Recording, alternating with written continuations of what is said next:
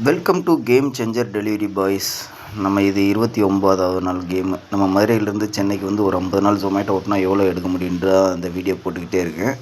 சரி 12 மணிக்கு மேலே ஆன் பண்ணியாச்சு. ஆன் பண்ணிட்டு அப்படியே ஒரு பிரியாணி இருந்துச்சு. சரி சாப்பிட்டு அப்படியே ஆர்டர் எடுக்க போயாச்சு. ஆர்டர் வந்து ஓரளவுக்கு சின்ன சின்ன ஆர்டராக தான் தந்துக்கிருந்தான். ஏன்னா இன்றைக்கி புதன்கிழமை. எனக்கு தெரிஞ்சு புதன்கிழமை ஆர்டர்லாம் கம்மி பண்ணுறான். எனக்கு மட்டும்தானா இல்லை எல்லாத்துக்குமான்னு தெரில.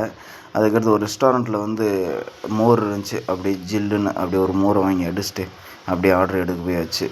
அந்த புதன்கிழமைக்கு ஆர்டர் எனக்கு மட்டும்தான் இருக்குதா இல்லை எல்லாத்துக்கும் இருக்காதான்னு மறுபடியும் யாருனாச்சும் கமெண்ட் பாக்ஸில் போடுங்க. சென்னையில் இருக்கவங்களுக்கு புதன்கிழமை எப்படி இருக்குதுன்னு கொஞ்சம் கமெண்ட் பண்ணுங்கள்.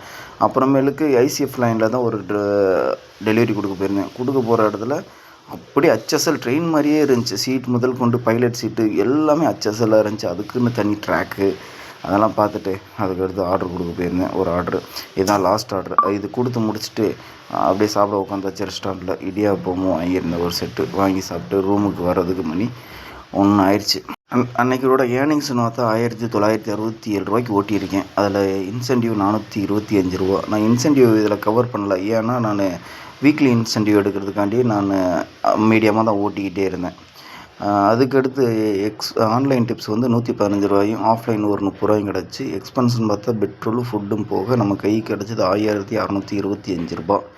Okay, time is equal to டயத்தை பயனுள்ளதாக யூஸ் பண்ணுவோம். முடிஞ்சால் சப்ஸ்கிரைப் பண்ணிடுங்க. பாய்.